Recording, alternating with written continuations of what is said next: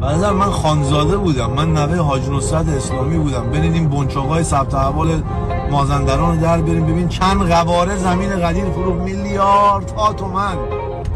ولی برادر ما به مو رسیدیم، پاره نشدیم. من از اسب افتادم ولی از اسب نیفتادم، سر جامم دوباره الان. گرفتی؟ این اولا تو اینستاگرام کسخل بازی در می آوردم، همه میگفتن این انقدر علف کشید رد کرد شوت شده فلان شده.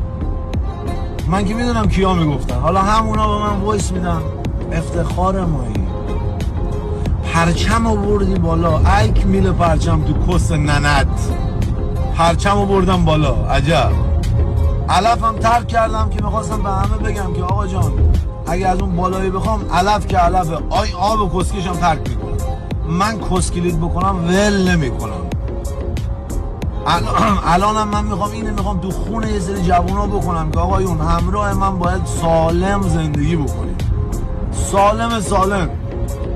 آقا حالا وضعیت خرابه، پول نداری، اوضاع کیریه، دیگه نباید از تو چاه خارکسته آدم بیاد تو چاله که حالا چون پول نداری بریم عملی شیم حالا خار خودمون اونجوری بگاهیم. میفهمی؟